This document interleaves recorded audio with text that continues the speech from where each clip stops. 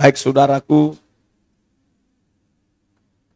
kalau kita hadir misalnya di sini ada hamba Tuhan, mestinya biasanya kita beri kesempatan, tetapi berhubung kita ada live seperti ini, jadi mohon dimaklumi pasintua kita.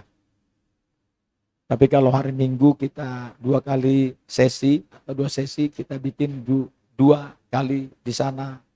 Kalau sesi kedua untuk berkhotbah supaya tetap apa yang dipercayakan Tuhan kepada hamba Tuhan bisa dibagi-bagikan kepada jemaat Tuhan. Baik saudara, kita akan dengar firman Tuhan terambil dari kitab 1 Samuel pasal 12. 1 Samuel pasal 12.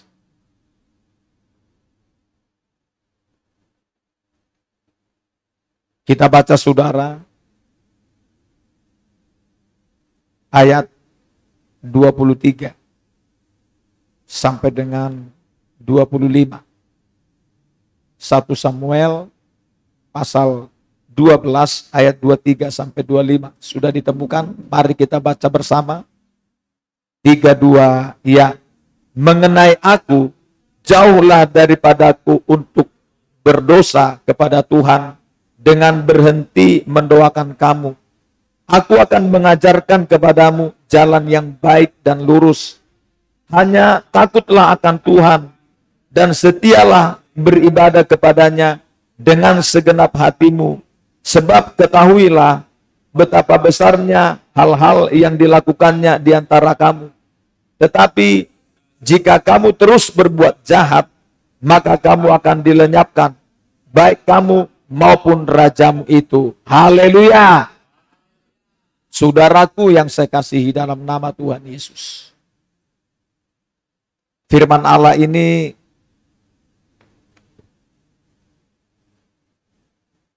merupakan firman yang disampaikan kepada Samuel. Samuel ini adalah seorang yaitu yang memiliki 2 jabatan, saudara. Pertama, dia adalah seorang hakim, dan yang kedua adalah nabi. Jadi dia bisa, kalau seorang hakim kan bisa di tangan dia untuk memberi sebuah putusan hukum. Kalau ada misalnya di tengah-tengah rakyat atau yaitu orang Israel, kalau ada masalah hukum yang mereka sedang hadapi, sehingga harus disampaikan semua apapun yang mereka hadapi kepada Samuel, dan Samuel nanti akan memberi putusan-putusan sesuai dengan apa yang disampaikan Tuhan. Seadil-adilnya. Dan juga dia adalah seorang nabi. Nabi itu kan tugasnya kita sudah tahu. Setidaknya ada 3. Pertama, dia adalah seorang yang berkhotbah. Keliling kemana-mana. Menyampaikan firman Tuhan. Yang kedua, tugasnya itu adalah bernubuat.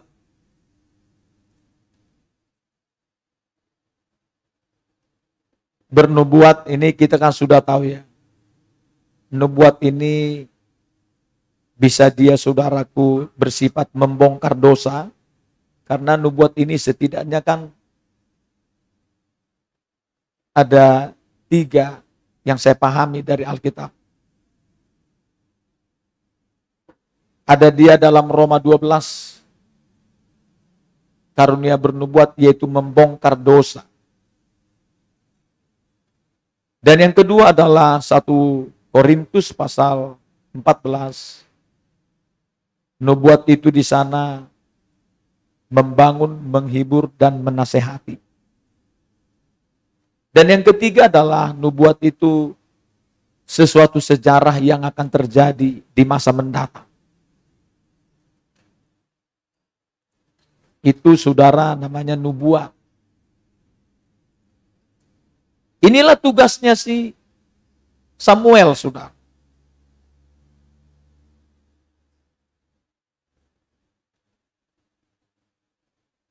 Ya. Saudaraku, itu kalau yang kedua, dia bernubuat. Dan yang ketiga, apa tugasnya saudara? Mengadakan mujizat. Mengadakan perbuatan-perbuatan yang heran, ajaib. Bahkan juga saudara di sana mengadakan yaitu kesembuhan. Itu tugas seorang nabi. Nah saudara, hari itu, kalau misalnya nabi atau hakim tadi, kalau sebutan umumnya adalah hamba Tuhan. Jadi dia memperhamba dirinya untuk pekerjaan Tuhan. Walaupun saudara di sana tidak sedikit kalau hamba Tuhan itu harus mengalami penderitaan. Seperti yang dikatakan Alkitab 1 Korintus 4. Bagaimana kedudukan seorang hamba Tuhan itu adalah paling bawah. Bahkan disamakan seperti kotoran dunia. Sampah. Karena saudara, apalagi kalau sudah menjelaskan tentang kebenaran. Mereka misalnya kalau berhadapan dengan raja, waduh, kalau raja itu enggak takut akan Tuhan, si nabi itu atau hamba Tuhan itu bisa dibunuh. Seperti Raja Uzia dalam kitab Raja-Raja. Pas ada seorang hamba Tuhan bernubuat, menegur dia karena dia melakukan dosa. Karena ketika dia sudah aman, nyaman, hartanya sudah mulai melimpah. Bukannya makin rendah hati seperti Daud dalam kitab 2 Samuel. Malah saudara semakin dia tinggi hati. Sehingga waktu ditegur, malah dia mengancam, kalau kamu masih menyampaikan firman itu, saya bunuh nanti kamu. Nah, sudah. Ini saudaraku situasi atau saudaraku resiko-resiko yang akan diterima oleh yang menamakan dirinya hamba Tuhan. Dan memang harus siap. Begitu hamba Tuhan. Nah saudara, hari itu terjadilah pemilihan raja. Pengangkatan raja kepada orang Israel. Sebetulnya sudah disampaikan, enggak usahlah kalian itu milih raja. Cukuplah Tuhan itu jadi rajamu. Kata Samuel. Tapi orang Israel maksa. Harus ikut-ikutan seperti bangsa lain yang punya raja. Ya tapi karena maksa, ya apa boleh buat, kan begitu ya. Akhirnya harus diiyakan, disetujui oleh, yaitu disetujui Tuhan karena maksa. Sama seperti juga kepada keadaan Musa. Karena ketegaran tengkuk dan pemaksaan orang-orang Israel. Yang mestinya tidak ada namanya cerai. Tapi karena ketegaran tengkuk mereka, ya akhirnya Musa harus memberi surat cerai. Padahal nggak boleh sebetulnya. Nah tidak beda seperti ini. Maksa sudah. Harus ada raja. Ya udah, apa boleh buat. Tapi nanti tanggung sendiri resikonya. Sering saudara kita juga kadang-kadang memaksakan kehendak kita ya. Akhirnya Tuhan pun berkata, ya udah kalau kamu pengen itu, monggo saja. Karena saudaraku memaksakan kehendak. Tapi ya udah nggak apa-apa.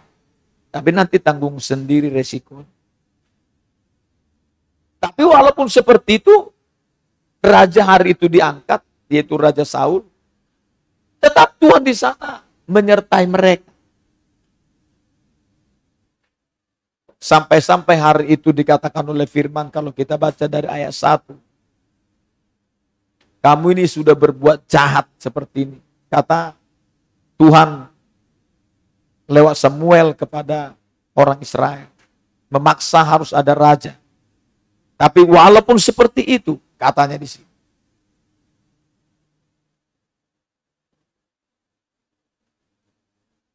Waktu mereka minta supaya mereka tetap diajari dari firman, baik, dan juga tentang doa. Makanya dikatakan di sini mengenai aku. Ini luar biasa ya tentang doa ini. Mengenai aku, kata Samuel, waktu mereka minta supaya berdoalah untuk hamba-hambamu ini, supaya kami jangan mati. Ya. Kalau kami sebetulnya minta raja, itu sama dengan menambah dosa bagi kami, katanya. Doakan kami. Samuel, datang di sini saudara Samuel. Mengenai aku, jauhlah daripada aku untuk berdosa kepada Tuhan dengan berhenti mendoakan kamu. Saudara, memang sebagai seorang pemimpin pada hari itu, ya, betul-betul memang Samuel ini adalah seorang yang penuh dengan rasa tanggung jawab. Dia tidak pernah berhenti mendoakan orang Israel, sudah. Sebagai seorang pemimpin. Nah, seperti itulah kita sebagai pemimpin. Ada tingkatan-tingkatan pemimpin, sudah. Kalau di Alkitab ya, ada pimpinan 1000, ada pimpinan 100, ada pimpinan 50, ada pimpinan 10. Ada pemimpin-pemimpin, saudara, mengepalai ada 1000-an orang dan seterusnya, saudara. Ada tingkatan-tingkatan pemimpin. Sebagai pemimpin, saudara, dia ini, kewajiban dia yang paling utama ini ada 2 hal. Apa, saudara? Dia nggak boleh berhenti mendoakan yang dia pimpin. Dan yang kedua, dia harus mengajarkan, kata ayat ini, kepada mereka firman Tuhan. Wah, ini saudara nggak bisa lekang dari seorang pemimpin ya. Seperti kita. Kita ambil dulu, saudaraku, skup kecil kalau di tempat ini. Misalnya saya, wah kalau saya berhenti mendoakan saudara, saya ini berdosa. Seperti ayat ini. Demikian juga para hamba Tuhan.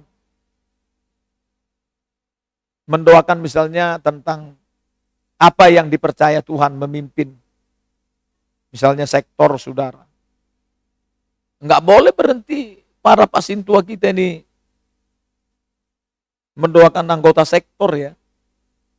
Dan juga beban pelayanan lainnya, misalnya kalau dipercaya misalnya ada muda-mudi atau musik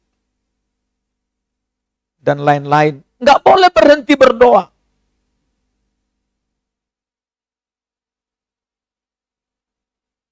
Sama juga seperti pasintua kita, si Hombing. Nggak boleh berhenti mendoakan, yaitu jemaat yang ada di Sungai Lilin. Saya saja nama-nama satu-satu dalam 4 sidang ini, saya sebutkan nama-nama mereka. Sesuai dengan Yohanes 10 yang berkata, lalu penjaga, yaitu domba-domba itu, menyebut nama-nama domba-domba itu. Saudara adalah domba-domba Tuhan. Harus seorang pemimpin mengenal kita. Harus. Domba itu harus ada di hatinya. Karena digambarkan menggembalakan. Digambarkan seperti tangan ini kan melayani, salah satunya jari manis. Ini gambaran dari gembala. Yang begitu connect dengan jantung atau hati. Makanya ada saudaraku di hati hamba Tuhan itu, yang pemimpin itu, jemaat itu, siapa yang dia pimpin. Ada di hatinya. Itulah hartanya. Kalau Paulus berkata kepada jemaat di Tesalonika, tidak ada yang lain mahkotaku dan sukacitaku, kecuali kamu jemaat, kalau hidupmu sesuai dengan firman Tuhan. Apalagi 2 Yohanes. Enggak ada kebanggaan seorang hamba Tuhan, kecuali melihat domba-domba itu makan kenyang dari firman Tuhan. Mereka sehat secara rohani. Mengikut nanti mereka diberkati dalam secara jasmani, saudara. Itu kebanggaan. Walaupun Paulus berkata 1 Korintus 4, walaupun aku sampai hari ini, kata dia, sederhana, seperti miskin, direndahkan, tapi lewat aku telah memperkaya kamu.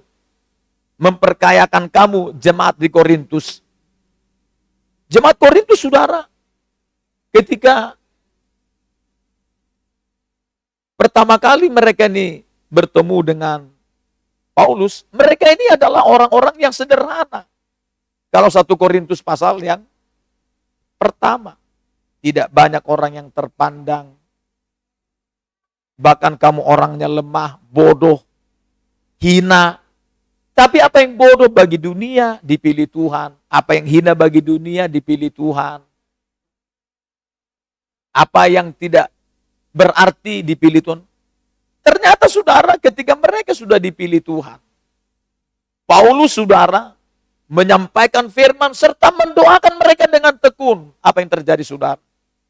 Menurut 2 Korintus pasal 8, jemaat ini luar biasa mengalami kekayaan Tuhan secara rohani, mengikut juga secara jasmani, saudara. Luar biasa kan? Ini tugas hamba Tuhan. Nah, saudara juga harus begitu. Saudara juga di rumah adalah seorang pemimpin. Memimpin keluarga, memimpin anak-anak. Minimal saudara yang pemuda-pemudi memimpin dirimu sendiri. Enggak boleh saudara berhenti berdoa. Mendoakan diri sendiri, mendoakan yang kita pimpin. Bahkan di sini yang kedua ini, kembar ini enggak boleh saudaraku berhenti mengajarkan kebenaran firman Tuhan. Ini tugas sebagai seorang pemimpin. Berdoa. Ya, berdoa. Jangan tidak berdoa. Memang berdoa itu kan ada beberapa. Setidaknya ada 2 bagian lah. Pertama apa, saudara? Berdoa dengan secara akal budi. 1 Korintus 14. Yang kedua, berdoa dalam roh. Dua-dua ini harus, saudaraku, kita selalu lakukan dalam doa-doa kita. Artinya kalau doa dengan akal budi, berdoa dengan bahasa yang bisa kita sampaikan seperti misalnya bahasa Indonesia atau bahasa kita masing-masing.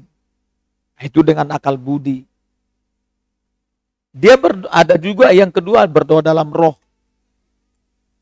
Di sana biasanya itu adalah orangnya itu dia kepenuhan Roh Kudus, sehingga dia berdoa dalam roh. Dengan dia nanti berbahasa roh. Dua ini harus, saudaraku, selalu kita lakukan dalam doa-doa kita. Ya, perlu terus-menerus berdoa. Kita tidak boleh, saudaraku, yaitu berhenti berdoa. Jangan bilang, wah, saya begitu lemah berdoa, Pak Pendeta. Tidak berdoa itu bukan kelemahan. Tidak berdoa itu berdosa. Harus terus berdoa. Ya. Kalau kita bagi, saudara, misalnya, kalau yang 2 bagian tadi ada dibagi lagi doa apa? Doa sepakat, doa sendirian, doa puasa, ya, saling menopang dalam doa. Ada bagian-bagiannya saudaraku doa-doa yang kita lakukan. Ini juga harus kita lakukan senantiasa. Berdoa. Saya tidak tahu berapa persen jemaat Tuhan ini di rumah doa sepakat dilakukan. Apakah semua keluarga ini selalu doa sepakat di rumah tiap hari apa tidak? Atau kalau doa sendirian apa selalu berdoa? Atau ada yang saling menopang dalam doa? Ada enggak saudara kita sampai kita berdoa puasa? Harus saudaraku ini. Sebab doa itu kan kita tahu ya. Kalau dalam kitab Yakobus pasal 5 kan, doa orang yang benar bila dengan yakin didoakan sangat besar kuasanya. Banyak orang belum tahu saudara bahwa kita ini akan lebih berkuasa karena kita banyak berdoa dibandingkan dengan kita mungkin mengandalkan apa-apa yang kita miliki untuk barangkali menghadapi jalan, yaitu masalah-masalah. Padahal kalau berdoa, kuasanya luar biasa saudara. Iya. Makanya saudaraku untuk menambah kuasa dalam diri kita, berdoa sudah. Apalagi kalau kita berdoa puasa. Kita akan lebih berkuasa. Makanya Tuhan kan pernah ngomong ke kita. Bahwa anak-anak Tuhan seperti kita di sini untuk menjangkau jiwa-jiwa baru, apalagi keluarga kita yang belum bertobat. Itu tergantung di doa kita, di penyerahan kita kalau sebutan Tuhan. Banyaklah kamu menyerah. Banyak berdoa. Makanya saudara jangan heran. Rahasia kemenangan para pahlawan iman, baik Daud, Musa, apalagi Daniel, 3 kali saudara sehari berdoa. 3 kali. Dia selalu mendisiplinkan dirinya dengan meluangkan waktunya secara teratur setiap hari 3 kali. Berdoa, berlutut di kaki Tuhan. Sehingga jangan heran. Dia selalu mengalami kemenangan. Dibanding dengan mereka yang menggunakan senjata-senjata. Atau dengan apa yang mereka miliki, yang mereka bisa andalkan. Nggak ada apa-apanya dengan berdoa. Karena memang berdoa itu adalah senjata kita yang sangat ampuh ya. Jangan saudaraku melepas dari berdoa. Apalagi Tuhan Yesus. Waduh saudara jangan heran. Tidak satu malam pun Tuhan Yesus ini tidak berdoa. Berdoa terus. Cuman ya kita bisa pelajari Tuhan Yesus kalau berdoa kan. Kalau di hadapan orang banyak kalau berdoa. Tuhan Yesus singkat berdoa seperti dalam Yohanes 11. Singkat berdoa. Kalau di hadapan bersama muridnya kalau kita baca. Dia agak panjang berdoa. Makanya dia mengajak murid-muridnya berdoa agak panjang. Tapi kalau sendirian, Tuhan Yesus, semalam-malaman dia berdoa saudara. Semalam-malaman. Kalau sekarang prosesnya sudah dibalik. Iya kan? Kalau di hadapan banyak orang, panjang berdoa. Tapi kalau sendirian, 5 menit saudara.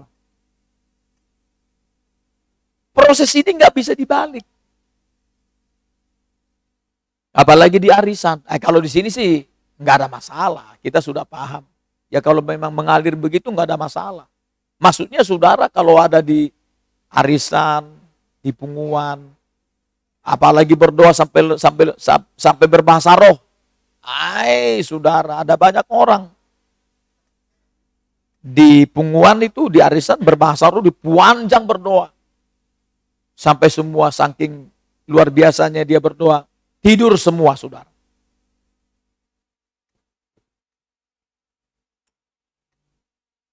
Kita harus tekun berdoa. Berapa persen kita nyaman tidak berdoa saudara? Ada banyak orang saudaraku nyaman tidak berdoa. Iya. Saya merasa bersalah kalau saya nggak berdoa. Bukan hanya bersalah, berdosa kalau kita berhenti berdoa. Makanya saudara dan saya, jangan pernah berhenti berdoa. Kalau berhenti berdoa, kita ini berdosa saudara. Kata ayat ini, bukan kata saya.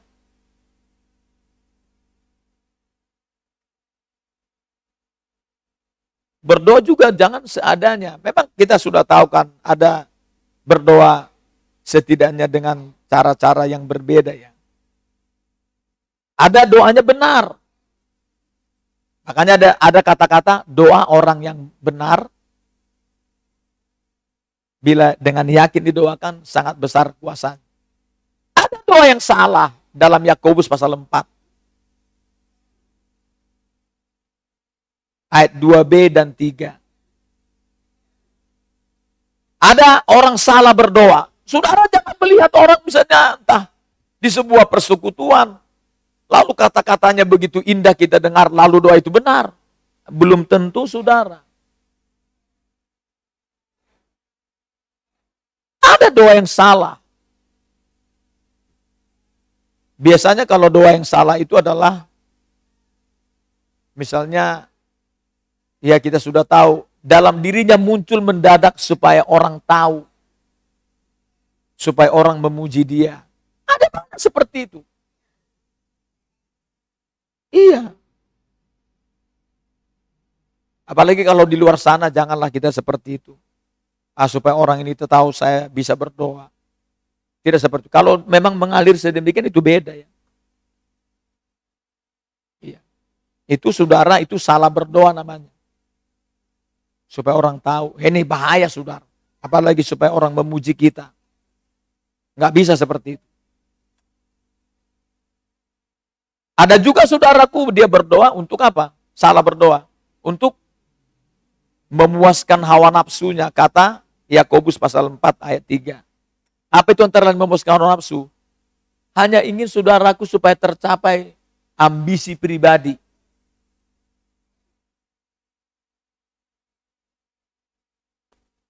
Iya.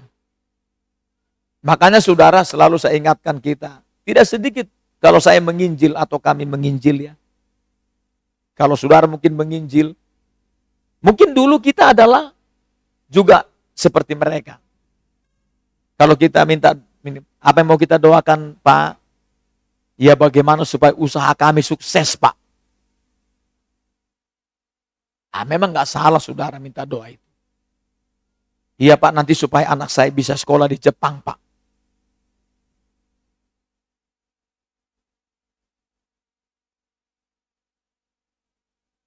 Apalagi kalau doanya, tolong Pak didoakan Pak, orang itu berbuat jahat sama saya Pak, supaya dia mati nanti di sana.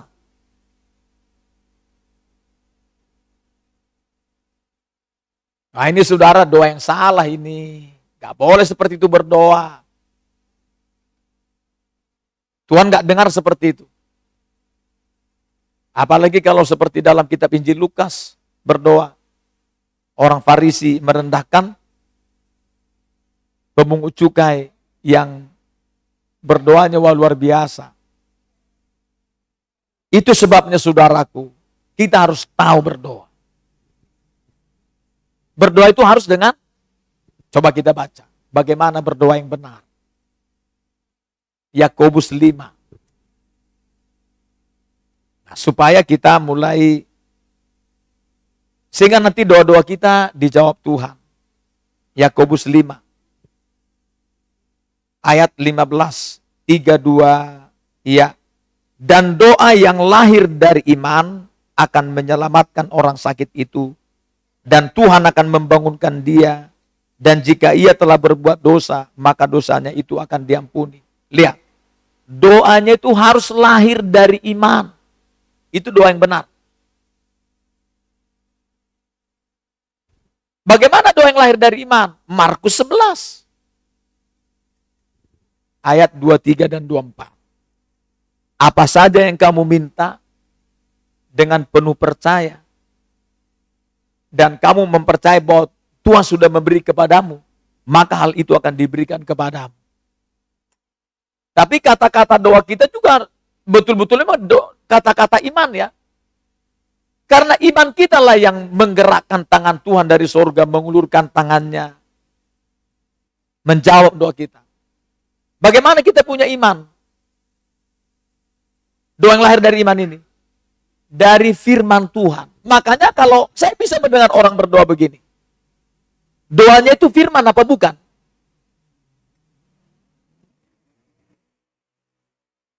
Waktu dia berdoa itu sesuai firman Tuhan apa enggak? Wah, doanya itu, gitu saudara. Supaya enggak salah berdoa. Minimal saudara kalau kita berdoa ya, saudara boleh, apalagi supaya bisa berdoa misalnya seperti Nehemia. Luar biasa kalau berdoa dia. Apalagi pasal 1, juga kitab Mazmur terutama. Di sana pasti menyebutkan begini, Tuhan, kau kan berkata seperti ini. Misalnya kalau kita berdoa, kau kan berkata, katanya 2 orang sepakat minta apapun, engkau memberikan dari sorga. Tuhan, kami percayai firman-Mu kalau kami di sini sepakat berdoa. Nah, itu iman. Jadi saudara berdoa itu harus tahu firman. Enggak asal-asal berdoa. Bukan karena kata-kata yang indah, maka Tuhan dengar kita berdoa. Tidak seperti itu. Doa itu harus lahir dari iman. Artinya, pastikan kita beriman. Dari mana iman? Dari firman Tuhan. Maka kalau kita nanti punya iman, akan lahir kata-kata iman. Kata-kata iman itulah yang didengar Tuhan dari sorga. Iya. Baru didengar. Jadi kalau apalagi saudara misalnya mengabaikan firman ya, kan saudara sudah tahu ya, dalam kitab Amsal ya, Amsal 28 ya. Apa dibilang di sana? Kalau ada orang berdoa, coba kita baca ayat. Amsal 28. Ini kita berhati-hati nih. Memang ini sudah sering disampaikan. Amsal berapa itu dikatakan? 28 nih, ayat 9. Coba kita baca saudara. 32. Ya. Siapa memalingkan telinganya untuk tidak mendengarkan hukum, juga doanya adalah kekejian. Ini kan. Lihat saudara. Hukum di sini apa yang dimaksud? Matius 12, hukum itu adalah firman Allah. Kalau sebutan Yakobus 1, hukum apa? Injil itu adalah hukum yang memerdekakan orang. Jadi firman ini, hukum Tuhan ini. Nah, ketika disampaikan tentang hukum Tuhan ini kepada kita, enggak mau dengar. Nanti ke saudara dan saya kalau berdoa, enggak didengar Tuhan itu. Percaya saudara? Iya. Makanya enggak bisa asal-asalan kita. Memang harus betul-betul dengar firman. Sehingga nanti kita ngomong, sesuai tadi Tuhan yang disampaikan oleh hambamu itu. Misalnya begitu ya. Firman-Mu berkata begini dan begini. Tuhan, saya percaya dengan itu. Nah di sini. Siapa memalingkan telinganya untuk tidak mendengarkan firman Tuhan, doanya keji. Tidak hanya sebatas itu, saudara. Yaitu ruang lingkup dari disebut tadi kalau sampai doa kita nggak didengar. Apalagi saudara. Mazmur 66 berkata, sedikit saja ada niat jahat di hati kita, didapati Tuhan, Tuhan tidak mendengar kita punya doa. Mazmur 66. Itu dikatakan firman ya. Coba kita baca dulu. Saya sekedar mengingatkan kita. Mazmur 66.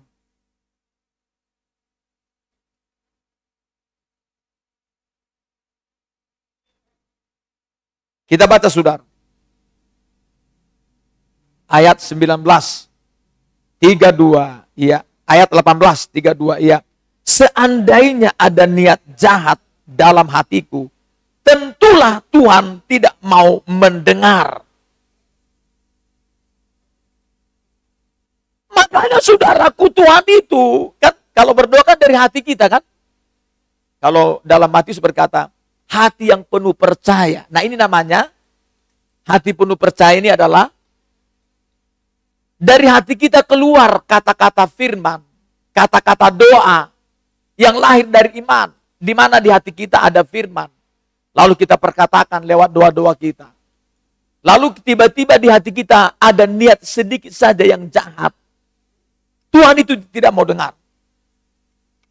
Makanya saudara, jangan heran kalau dalam kitab Mazmur 139 ayat terakhir. Apa dibilang saudara?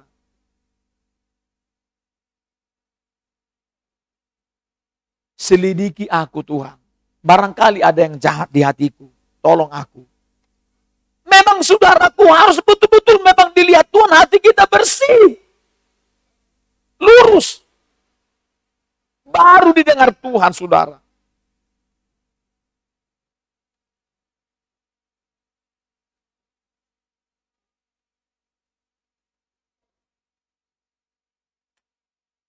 Nah makanya tadi Alkitab ngomong apa?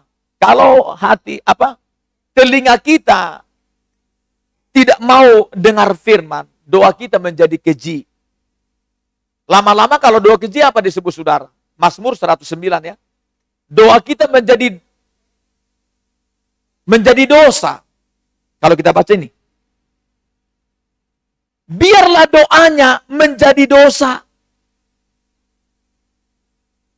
Jadi saudaraku memang harus mulai terus ada kita mengalami tingkatan-tingkatan ya. Kita mengalami meningkat berdoa. Ada tingkatan doa saudara. Harus meningkat berdoa kita. Kadang-kadang kan bisa kita dengar dia berdoa. Saya bisa melihat, oh ini udah mulai meningkat ini berdoanya. Sekarang, makanya kalau kita libatkan, wah udah mulai meningkat di berdoa nih. Udah mulai ada bobotnya. Oh udah mulai nih. Kita kan bisa dengar ya. Dari mana itu saudara? Karena mau dengar firman dan membaca.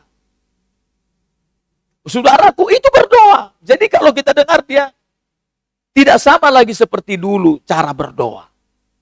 Harus ada tingkatan-tingkatan doa saudara. Harus. Yaitu doa, kata-kata itu harus lahir dari iman. Baru sorga akan terbuka, terulur tangan Tuhan mengirimkan bala bantuannya kepada kita. Kata Mazmur pasal 20.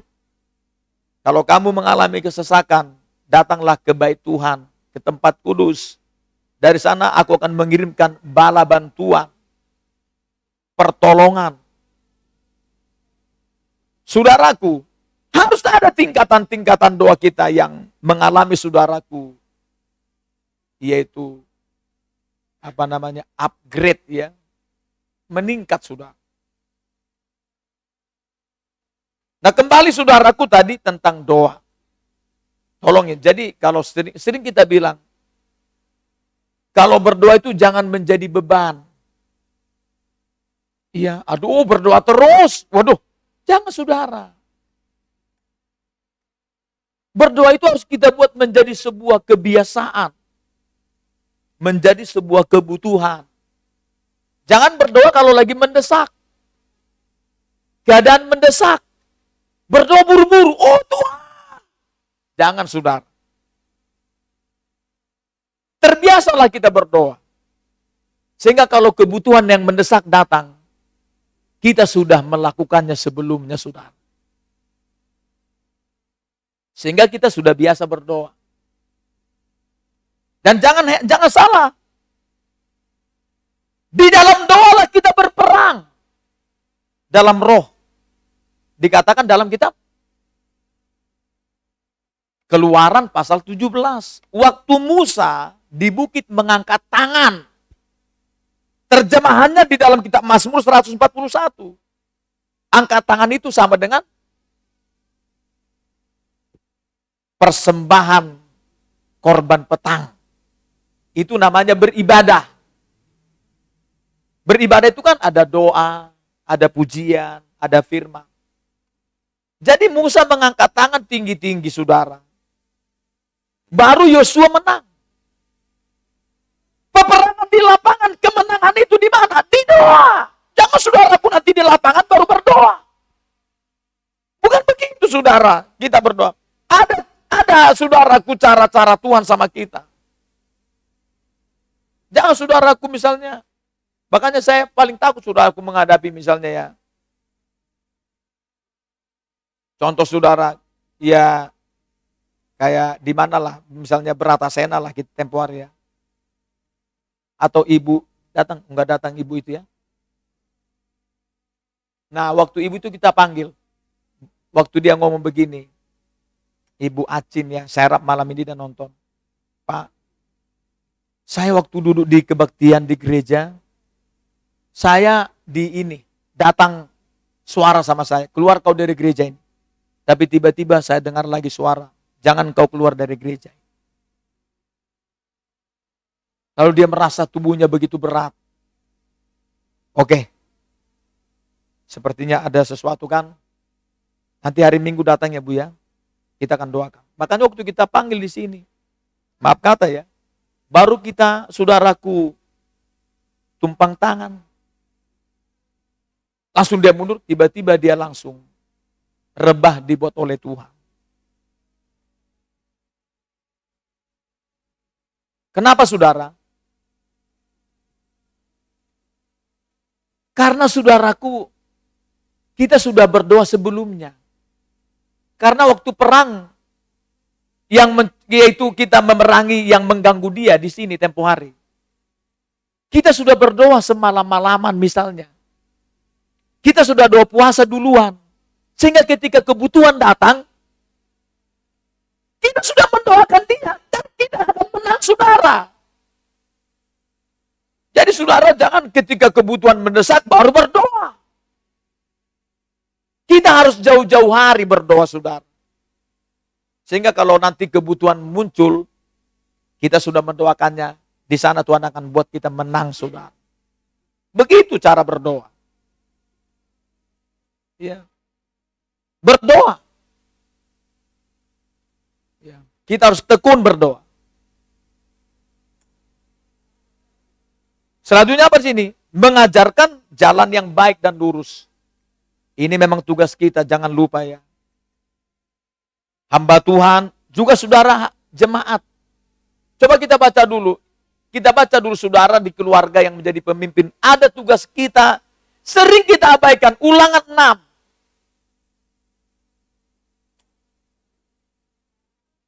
Ulangan 6. Saudara, jangan sampai melupakan yang firman yang satu ini. Ulangan 6 ayat 4 sampai 9. Kita baca. 3, 2. Ya. Dengarlah hai orang Israel, Tuhan itu Allah kita. Tuhan itu Esa. Kasihilah Tuhan Allahmu dengan segenap hatimu dan dengan segenap jiwamu dan dengan segenap kekuatanmu. Apa yang kuperintahkan kepadamu pada hari ini, haruslah engkau perhatikan. Haruslah engkau mengajarkannya berulang-ulang kepada anak-anakmu dan membicarakannya apabila engkau duduk di rumahmu, apabila engkau sedang dalam perjalanan, apabila engkau berbaring dan apabila engkau bangun. Haruslah juga engkau mengikatkannya sebagai tanda pada tanganmu dan haruslah itu menjadi lambang di dahimu dan haruslah engkau menuliskannya pada tiang pintu rumahmu dan pada pintu gerbangmu. Saudara, ini jangan lupa mengajarkan ini ya. Kalau kami taruhlah yang namanya melayani, memang harus selalu mempersiapkan diri. Tempo hari, tapi bersyukurlah ya. Tempo hari waktu mendadak kita suruh, misalnya di sini mimpin puji-pujian atau berkhotbah. Kita jangan bilang, aduh, Bapak sih nggak ngomong ke saya. Enggak, jangan seperti itu ngomong. 2 Timotius pasal 4 berkata, apa dibilang? Siap sedialah, baik atau tidak baik waktunya. Iya, siap sedialah, baik atau tidak baik waktunya. Karena kita kan harus siap selalu. Ketika disuruh, misalnya berkhotbah, memimpin puji-pujian. Tapi saya bersyukur selama ini teman-teman, misalnya yang sudah mulai kita libatkan, kita latih mereka, kaum bapak ini, atau pemuda, supaya selalu saudaraku di sana siap sedia pada segala waktu. Baik atau tidak baik waktunya. Harus siap.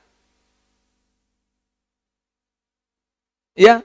Nah di sini dikatakan saudara, harus kita mengajari mereka yang kita pimpin.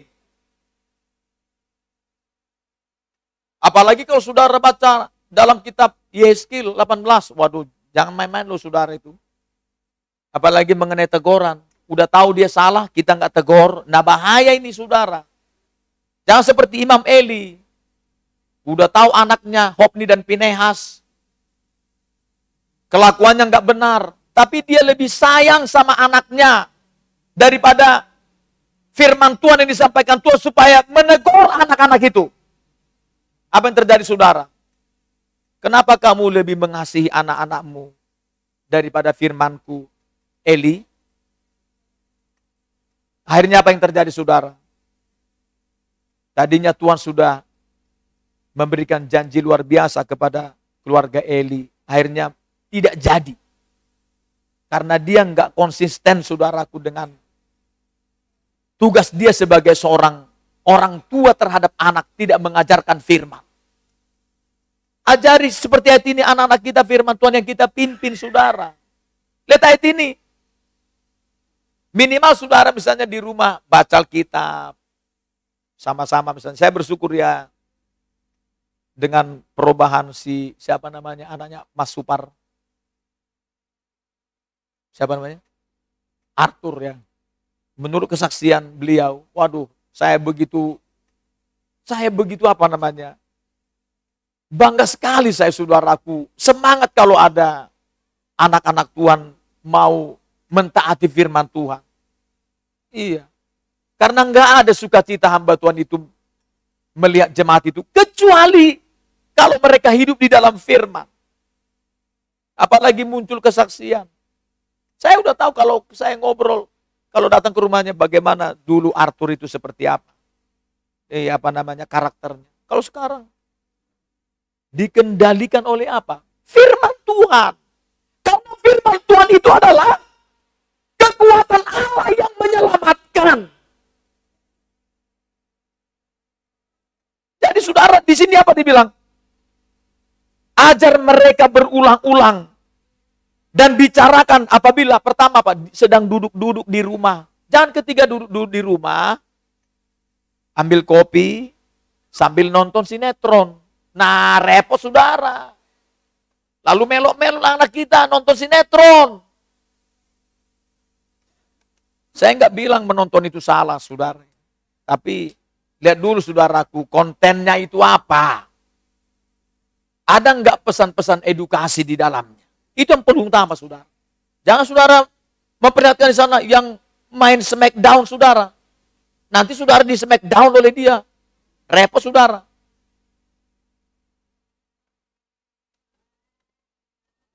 Ajar mereka dari kecil.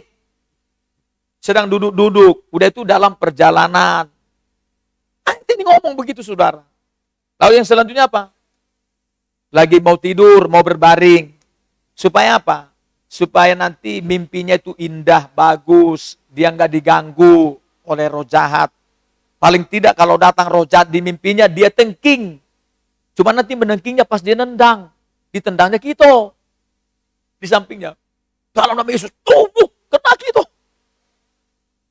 Apalagi nendang tembok, saudara. Saya pernah begitu. Nendang setan. Dalam nama Yesus. Lagi itu. Aduh. Ternyata nendang tembok, saudara. Kita menang di sana di mimpi kita. Jangan saudaraku mimpi. Datang setan. Ngomong Yesus, saudara nggak bisa.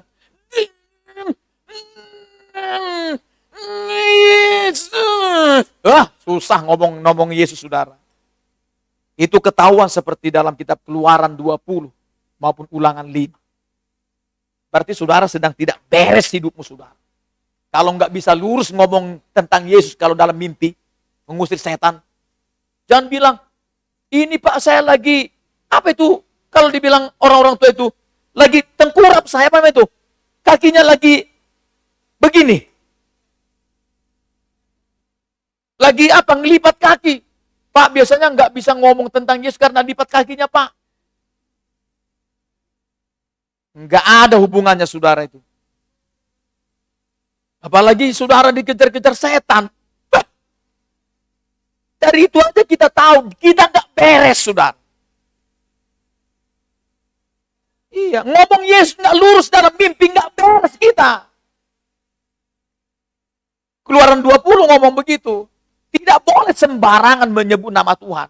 Makanya nama itu nggak diperbolehkan kita ngomong, karena nggak beres.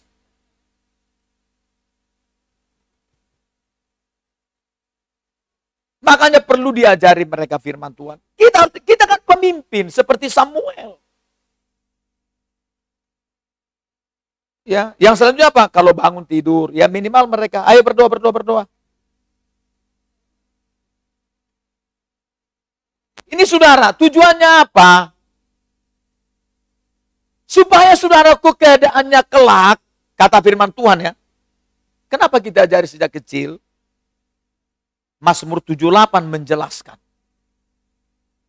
Supaya anak-anak kita itu mengenal siapa Tuhan kita. Sehingga seperti Amsal 22, kalau nanti mereka sudah mulai dewasa dan tua, mereka tidak akan menyimpang dari didikan orang tua itu tadi, saudara. Karena jangan salah, didikan orang tua itu otoritasnya melebihi dari yang lain. Walaupun dia seorang profesor doktor. Karena ketika sudah 10 hukum Taurat, 1-4 itu tentang Tuhan. Nomor 5 itu orang tua, saudara. Yang nomor 5. Artinya Tuhan memberi otoritas dalam, yaitu untuk mendidik anak-anaknya, yang akan menjamin nanti anaknya itu akan terpelihara sampai pada masa tua. Kata kitab Amsal 6 ayat 20-22. Firman itu akan memimpin kamu, kata ayat itu. Pengajaran orang tuamu itu akan memimpin kamu.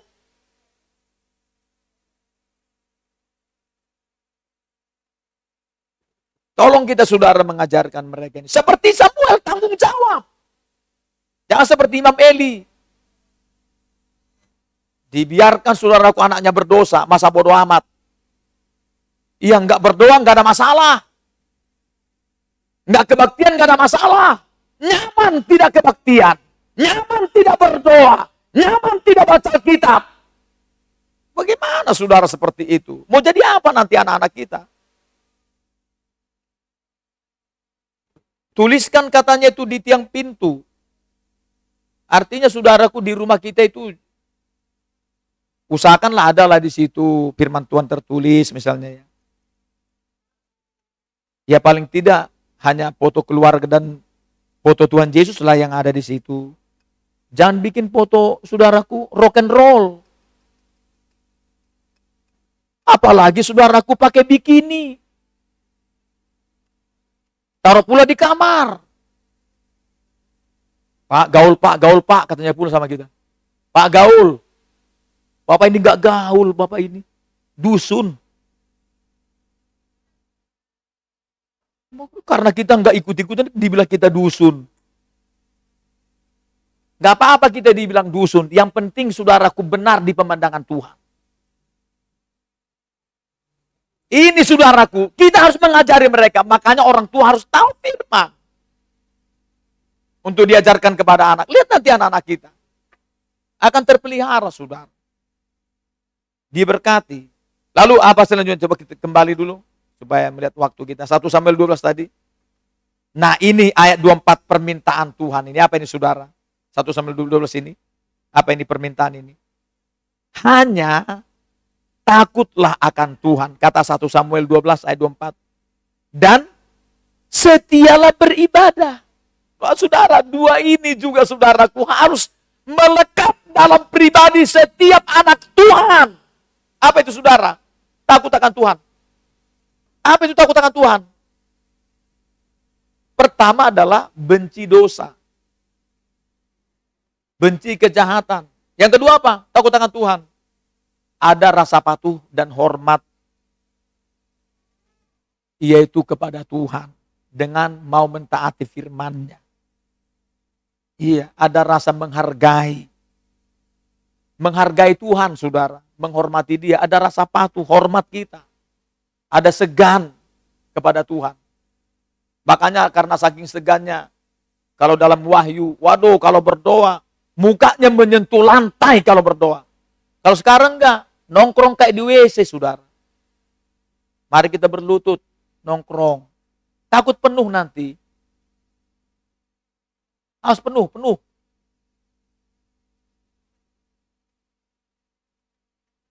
Ya usahakanlah berlutut. Yesus saja berlutut, saudara. Apalagi kita kan. Di sorga saudara baca itu. 24 tua-tua. Kalau sudah menyembah Tuhan. Waduh. Mukanya itu ke lantai. Kalau zaman sekarang tidak. Takut kotor. Saudara kalau berlutut. Pakaianmu kotor. Itu persembahan. Itu benih. Itu kau tabur. Kalaupun nanti misalnya robek. Nanti Tuhan gantinya itu. Itu kan persembahan, saudara. Takut akan Tuhan.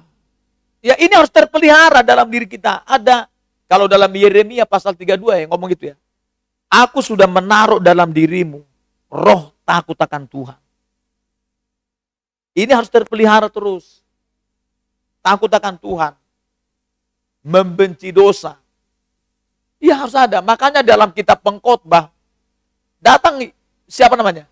Salomo, kalaupun saya punya ini, punya itu, bisa bangun ini, bisa bangun itu, punya semuanya saya. Semau saya. Dia bilang, kalau saya enggak takut akan Tuhan, saya sama dengan menjaring angin. Saudara, takut akan Tuhan ini harus selalu ada pada kita. Harus. Yang kedua apa? Setia beribadah. Setia beribadah. Ya di sini bukan saya yang ngomong, setia. Makanya kalau dalam Wahyu pasal 2 berkata apa dia bilang? Kita setia sampai mati, saudara. Harus sampai kita setia sampai mati. Makanya Amsal berkata apa? Pasal 19 ya. Apa dia bilang Amsal 19?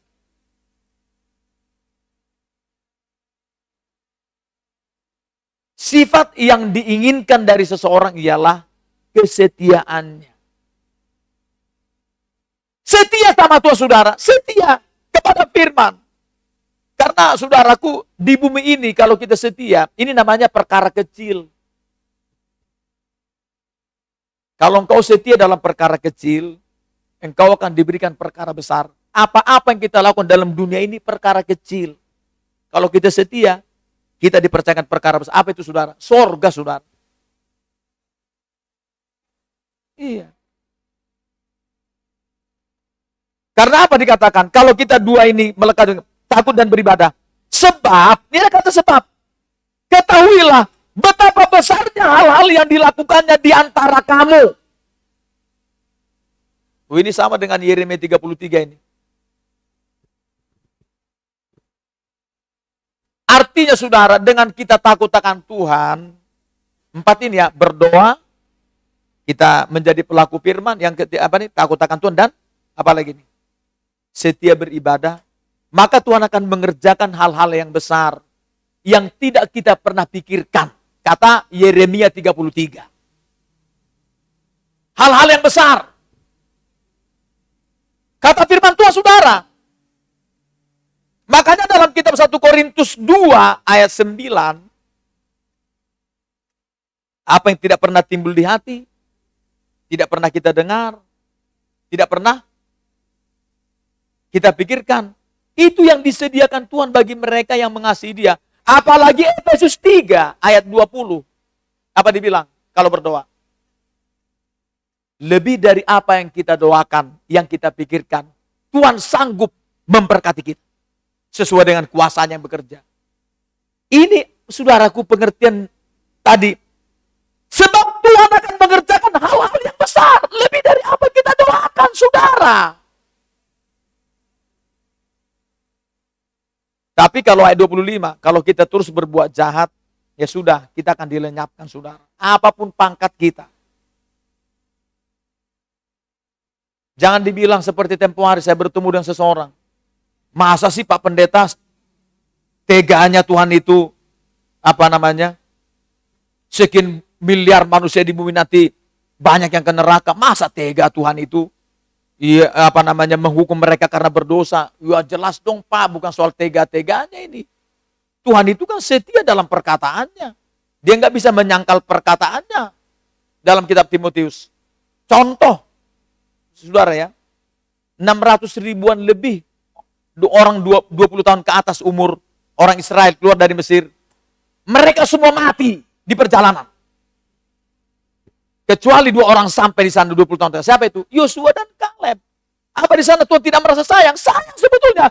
Tapi Tuhan nggak bisa menyangkal dirinya. Artinya menyangkal apa yang sudah dia ngomong tetap harus dilaksanakan. Mau apapun pangkat dia. Bayangkan Saul raja, harus jangan, waduh, raja ini sayanglah. Enggak seperti itu, dosa tetap dosa. Makanya saudara, kalau anak kita siapa, misalnya kita, kalau udah dosa, kita tegur dia. Apapun pangkatnya saudara. Anak kita dia misalnya statusnya, saudara kita keluar, tahu dia berdosa, sampaikan, tapi dengan hikmat ya. Jangan semau kita cara menegur dia. Dengan hikmat juga kita menegurnya. Kadang-kadang kan banyak orang belum nggak siap dengan cara-cara, misalnya bahasa kita, misalnya. Kita carilah gimana nih. Mungkin kita muter-muter dulu. Kalau saya kan begitu. Saya muter dulu. Baru ngomong nanti apa masalahnya. Kalau langsung, kau berdosa begini. Wah, bisa kaget dia pingsan.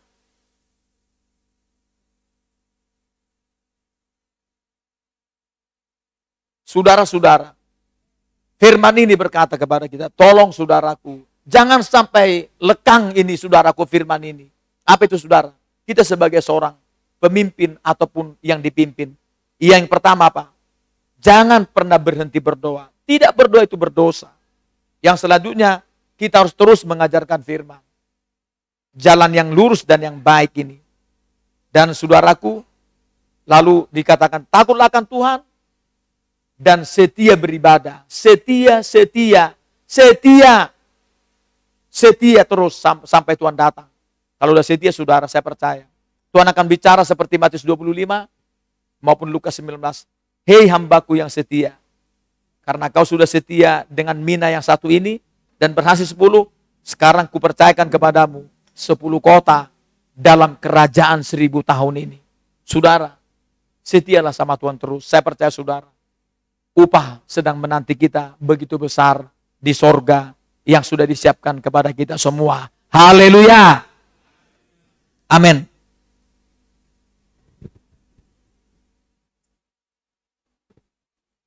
Kita semua saudara berdiri saja.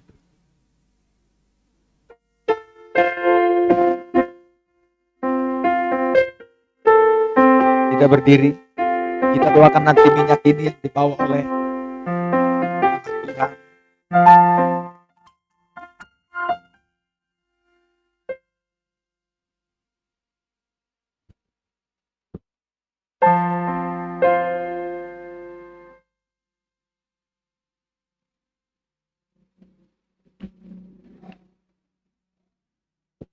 Kita angkat pujian, yaitu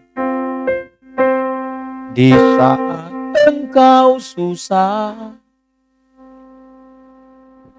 Kita nanti masuk ke kata setia di sana. Di saat engkau susah, Yesus hibur selalu.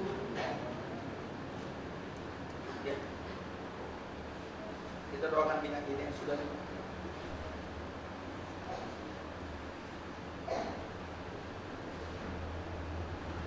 Ada permohonan doa. Ada 2 permohonan doa di sini. Pertama, dari saudara kita kemudian Tika Simanjuntak. Haleluya, mohon doanya buat para hamba, buat harus supaya mendoakan saya supaya cepat pulih dari sakit mah saya. Haleluya. Yang kedua, Yudika Genter Kamuka Bagua. Haleluya. Minta untuk anak saya Arthur sedang batuk agar sembuh. Nanti dibawa saya ke depan, gitu ya. Ntar saja kita akan ujian di saat proses. Kita doakan kaki kita doa si Arthur. Sambil juga ini kita sampaikan kepada kedua orang tua. Siapa tahu ada lalai, misalnya membiarkan anak barangkali kehujanan, atau barangkali ada dosa yang dilakukan. Minta ampun saja sama Tuhan. Ampuni saya Tuhan. Karena dalam kitab Ayub 21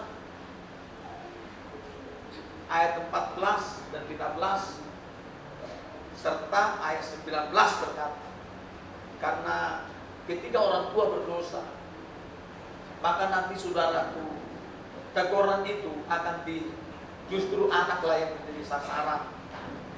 Kata Ayub 21. Itu yang kita bilang tempo hari di Liwa, ketika sudah saya tegur dari firman Tuhan, lalu mereka mau bertobat. Ternyata saudara, tidak lama keluarlah mereka dari rumah sakit. Tuhan sembuhkan anaknya saudara, karena mereka mau terima teguran. Kita semua begitu saudara. Barangkali kita, namanya kita tidak apa, kadang-kadang kita bisa saja ada yang kita lupa. Seperti Mazmur 19. Apa dibilang di sana saudara? Mazmur berapa itu? Dibilang apa namanya? Siapa yang tahu jalan yang sesat, sebab itu bebaskan aku dari hal-hal yang tidak kusadari. Barangkali ada yang kita tidak sadar. Minta ampun saja sama Tuhan. Saya percaya tangan Tuhan akan terulur dengan doa kita yang lahir dari iman. Percaya saja. Oke, baik. Kita angkat pujian.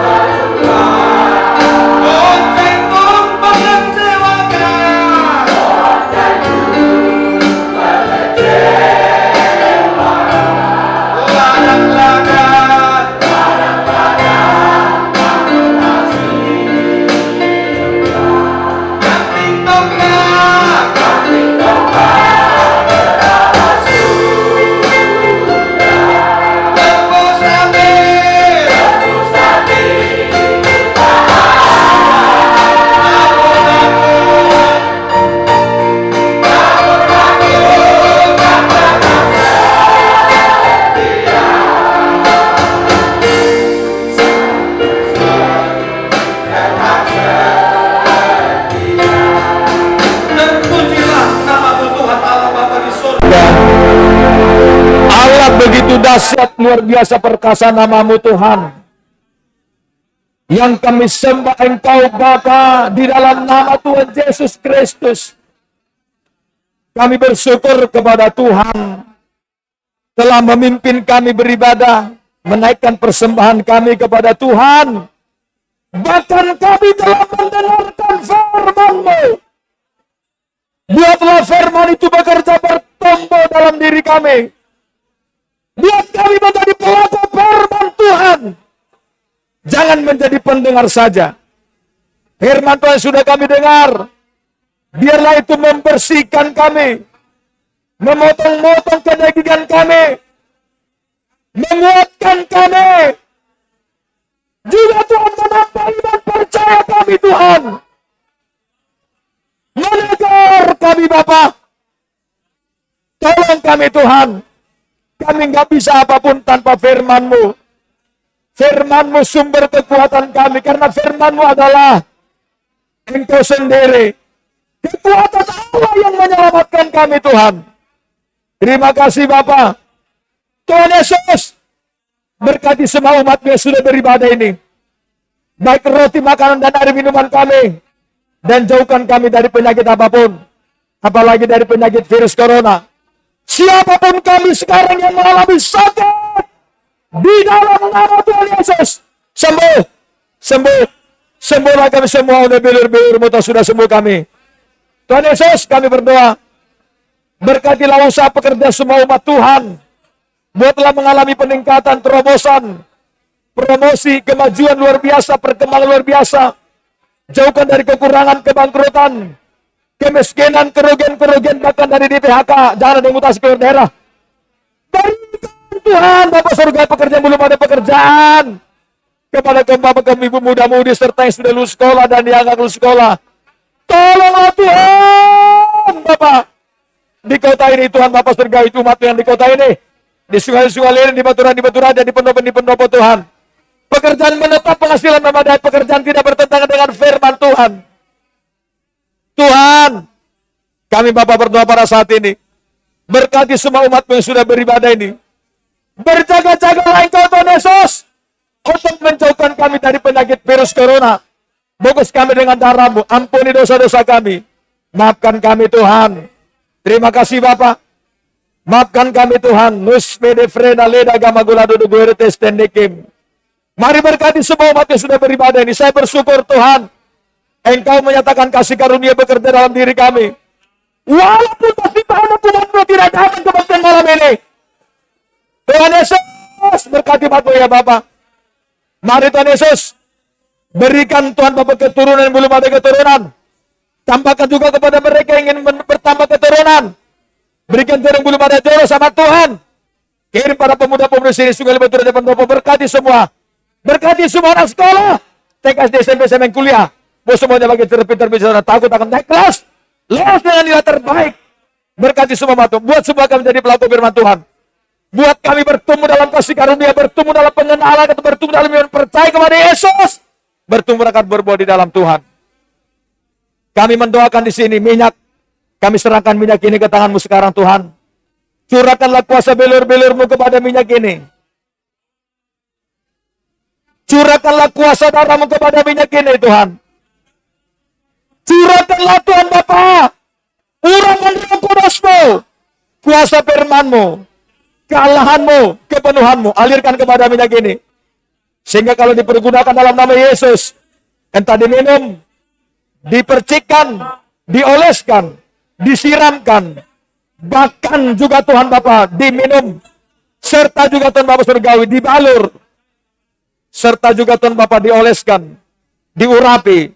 Di dalam nama Yesus, terjadi mujizat Tuhan, terjadi kesembuhan, terjadi perbuatan-perbuatan tanda-tanda yang heran dan ajaib. Oleh nama Yesus Kristus Tuhan yang mengerjakannya. Terima kasih Tuhan. Hamba-Mu Tuhan Bapa mendoakan.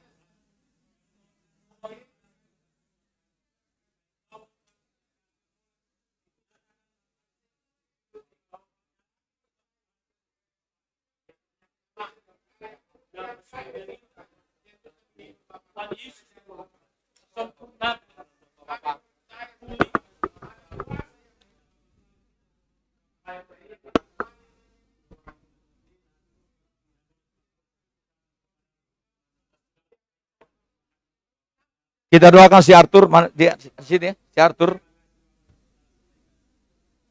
Haleluya, haleluya. Kita doakan haleluya. Situ. Baik. Kita doakan. Baik, mari kita berdoa, arahkan tangan. Baik, kita berdoa. Berdoa ya.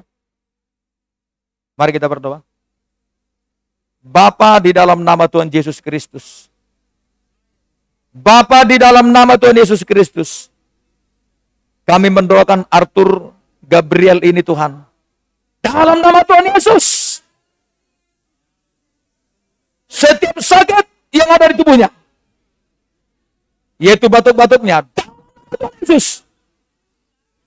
Lenyap. Hilanglah semua dalam nama Yesus. Semula engkau. Tuhan, kalau ada Bapa surga kelalaian, mungkin kedua orang tua, ampuni Bapa mereka. Maafkan mereka Tuhan. Tolong ya Tuhan. Kalau ada mereka dosa, maafkan mereka.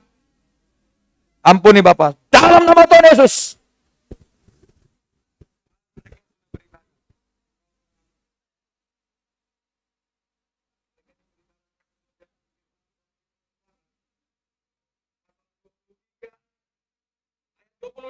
Di dalam nama Tuhan Yesus katamu. Engkau bekerja dalam nama Yesus. Kalau kami beribadah, engkau berkati. Dan engkau jauhkan kami dari penyakit. Dalam nama Yesus. Lenyaplah penyakit. Dalam nama Yesus.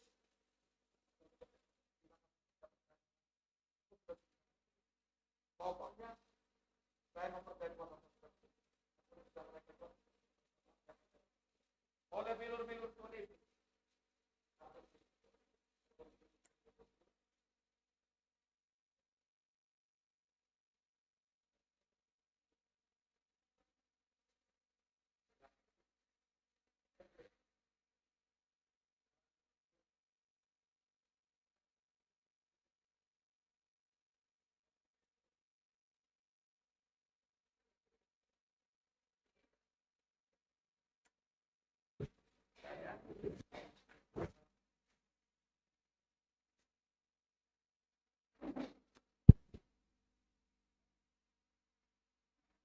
Kami Bapak berdoa pada saat ini. Ada di sini mentika Simanjuntak. Coba diambil minyak Simantika. Arahkan tanganmu kepada yaitu di bagian tubuh yang sakit. Baik, kita doakan dia. Kami mendoakan saudari kami mentika Simanjuntak yang mengalami supaya dia katanya pulih dari sakit mah. Kami mendoakan dia, Tuhan terlebih dahulu ampuni dosa-dosanya. Dan kami mendoakan dia di dalam nama Tuhan Yesus. Penyakit mahnya lenyap. Oleh bilur-bilur Tuhan Yesus, semua penyakit sudah sembuh. Pokoknya jaminanmu kalau kami beribadah, janjimu berkata begitu Tuhan ya. Entah langsung sekarang ini kau sembuhkan, atau ketika sudah selesai ibadah, atau ketika sudah di rumah, saya percaya. Karena firman-Mu tidak pernah berubah. Engkau yang berkata demikian. Terima kasih Tuhan, Engkau sudah sembuhkan Simantika. Engkau ampuni Bapak dosa-dosanya. Demikian semua umat-Mu Tuhan, pelihara, gembalakan, jangan berkati. Jauhkan dari semua penyakit apapun kami ini. Dan siapapun sekarang yang mengalami sakit, oleh bilur-bilur Tuhan Yesus, semua penyakit lenyap dari tubuh kami. Dalam nama Tuhan Yesus, terima kasih Tuhan. Demikian Bapak surga kami berdoa. Tuhan Yesus, besok pagi kami akan berangkat Tuhan. Tolong kita berdoa, didoakan kami berangkat besok, kami rapat pelayanan di Bandar Lampung. Tuhan Yesus, besok pagi kami akan berangkat jam 4 ke Bandar Lampung dalam rangka rapat pelayanan. Semua kami yang dari sini, yaitu para utusan, berangkatkan dengan penyertaan Tuhan, kawal dengan pasukan bala tentara surgamu.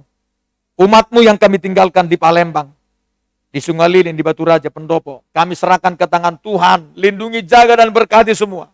Bungkus dengan darah-Mu, berkati dengan kelimpahan-Mu. Beri sehat, jauhkan dari penyakit apapun, apalagi virus corona. Jauhkan itu semua. Kami tahu hidup kami terpelihara sampai saat ini, karena Tuhan melindungi kami. Terima kasih Tuhan, sebentar lagi kami akan pulang. Antarkan dengan selamat lancar, segala macam, segala roh kecelakaan. Kami tolak semua dalam nama Yesus. Lindungi kami dalam tidur malam ini Bapa. Jauhkan kami dari, yaitu mimpi-mimpi buruk, kebakaran, pencurian, kebongkaran, dan segala macam perbuatan jalan. Jauhkan kami dari semua itu. Bentengi kami. rumah kami masing-masing, apalagi gerejamu, tempat usaha masing-masing umat Tuhan, dengan pasukan bala tentara surga. Dan besok pagi bangunkan kami dengan tubuh makin kuat, makin sehat. Ingatkan kami datang berdoa terlebih dahulu, sehingga besok hari sampai Maranatha hidup kami terpelihara, tidak kurang pun juga. Terpuji namamu, kami sudah percaya. Tuhan sudah kabulkan doa kami. Dalam nama Tuhan Yesus, kami sudah berdoa dan mengucap syukur. Haleluya. Mari kita masuk doa kami. Bapa kami dalam surga, dikuduskanlah nama. Datanglah kerajaan. Jadilah kehendak-Mu di bumi seperti dalam surga. Berikanlah kami pada hari makanan kami secukupnya. Dan ampunilah kami akan kesalahan, seperti kami juga mengampuni orang seperti kami. Dan janganlah kami ke dalam pencobaan, tetapi lepaskanlah kami dari orang jahat. Karena Kau punya kerajaan dan kuasa dan kemuliaan sampai selama-lamanya. Haleluya. Kasih karunia dari Tuhan Yesus Kristus, kasih dari Allah Bapa, dan persekutuan Roh Kudus memimpin, menyertai, menjaga, memelihara, menggembalakan, memberkati saudara sekalian dari saat ini sampai Maranatha Tuhan datang. Haleluya. Amin. Silakan duduk. Baik saudara, kita angkat pujian kepada Tuhan, yaitu setia-setialah.